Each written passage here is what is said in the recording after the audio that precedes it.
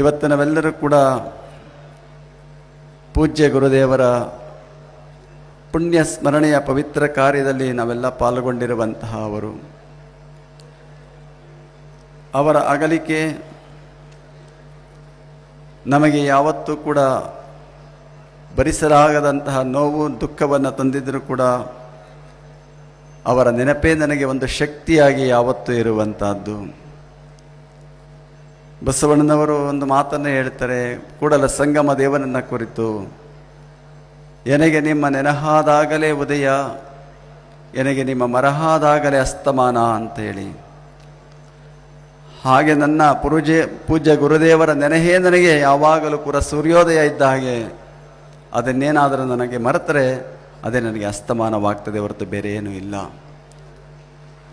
ನನಗಷ್ಟೇ ಅಲ್ಲ, ಇಲ್ಲಿ ಬಂದಿರುವಂಥ ನಿಮಗೆಲ್ಲರಿಗೂ ಕೂಡ ಅಷ್ಟೇ ಆಗಿರುವಂತಹದ್ದು. ಮಹಾತ್ಮರಂ ನೆನೆಯುವುದೇ ಘನಮುಕ್ತಿ ಪದಂ ಶಿವಾಧವ. ಅಂತಹ ಪರಮ ಪೂಜ್ಯರ ನೆನಹನ್ನು ಮಾಡಿಕೊಡುವಂತಹ ಸಂದರ್ಭದಲ್ಲಿ ನಮ್ಮ ಮನಸ್ಸಿನಲ್ಲಿ ಒಂದು ರೀತಿಯಲ್ಲಿ ನೋವು, ದುಃಖ, ಭಯ, ಸಂಕಟ ಎಲ್ಲ ಇದ್ದರೂ ಕೂಡ ಇಲ್ಲಿ ಬಂದಿರುವಂತಹ ನಿಮ್ಮನ್ನೆಲ್ಲ ನೋಡಿದಾಗ ಪರಮ ಪೂಜ್ಯರು ಅಲ್ಲೆಲ್ಲೋ ಇಲ್ಲ, ನಿಮ್ಮೆಲ್ಲರಲ್ಲಿ ಇದ್ದಾರೆ, ನಿಮ್ಮ ಹೃದಯದಲ್ಲಿದ್ದಾರೆ ಅನ್ನೋದು ಯಾವಾಗಲೂ ನನ್ನ ಮನಸ್ಸಿನಲ್ಲಿ ತೋರ್ತಾ ಇರುವಂತಹದ್ದು. ಪರಮ ಪೂಜ್ಯರ ಎಲ್ಲ ಕಾರ್ಯಗಳನ್ನು, ಅವರ ಸೇವೆಯನ್ನು, ಸಾಧನೆಯನ್ನು, ಕೊಡುಗೆಯನ್ನು ಇಲ್ಲಿ ಮಾತನಾಡಿದಂತಹ ಎಲ್ಲ ರಾಜಕೀಯ ಧುರೀಣರು, ಪೂಜ್ಯ ಎಲ್ಲ ಮಠಾಧೀಶರು ಕೂಡ ಆ ಮಾತುಗಳನ್ನು ನಿಮಗೆ ತಿಳಿಸಿರುವಂತಹ ಅವರು. ಮೋದಿಯವರು ಒಂದು ಮಾತನ್ನು ಹೇಳ್ತಾ ಇದ್ರು, MC ಮೋದಿಯವರು, ಕಣ್ಣಿನ ನೇತ್ರ ತಜ್ಞರಾಗಿದ್ದಂತಹ ಅವರು ಹೇಳ್ತಿದ್ದಂತಹ ಮಾತು, ಮಠ ಅಂದರೆ ಸಿದ್ಧಗಂಗಾ ಮಠ, ಸ್ವಾಮಿಗಳು ಅಂದರೆ ಶಿವಕುಮಾರ ಮಹಾಸ್ವಾಮಿಗಳು ಅನ್ನುವಂತಹ ಮಾತನ್ನು ಸದಾ ಸ್ಮರಿಸ್ಕೊಳ್ಳುವಂಥ ಕೆಲಸವನ್ನು ಅವರು ಮಾಡ್ತಾ ಇದ್ರು. ನಮ್ಮ ಪರಮ ಪೂಜ್ಯರನ್ನು ಇಷ್ಟೊಂದು ಜನ ಪ್ರೀತಿಸ್ತಾ ಇದ್ದಾರೆ ಅಂತಂದರೆ ಅದಕ್ಕೆ ಕಾರಣ ಅವರು ಮಾಡಿದಂಥ ಸೇವೆ, ಅವರು ಮಾಡಿದಂಥ ತ್ಯಾಗ, ಅವರು ಮಾಡಿರುವಂಥ ಸಾಧನೆ.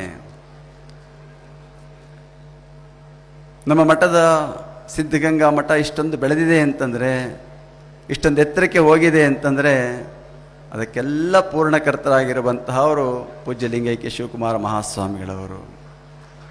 ಇವತ್ತು ನಾವೇನು ಮಾಡಬೇಕಾದ ಅಗತ್ಯ ಇಲ್ಲ, ಯಾವುದನ್ನು ರೂಪಿಸಬೇಕಾದ ಅಗತ್ಯ ಇಲ್ಲ. ಆದರೆ ಅವರು ಮಾಡಿರುವಂಥದ್ದನ್ನು ಉಳಿಸಿಕೊಂಡು ಹೋಗುವಂಥದ್ದು ನಮ್ಮ ಜವಾಬ್ದಾರಿ, ಬೇರೆ ಏನೂ ಇಲ್ಲ. ಅವರು ಹೇಗೆ ಮಠವನ್ನು ಕಟ್ಟಿದ್ರು ಅದು ಇಂದಿಗೂ ಕೂಡ ಆಶ್ಚರ್ಯ ಆಗುವಂತಹದ್ದು.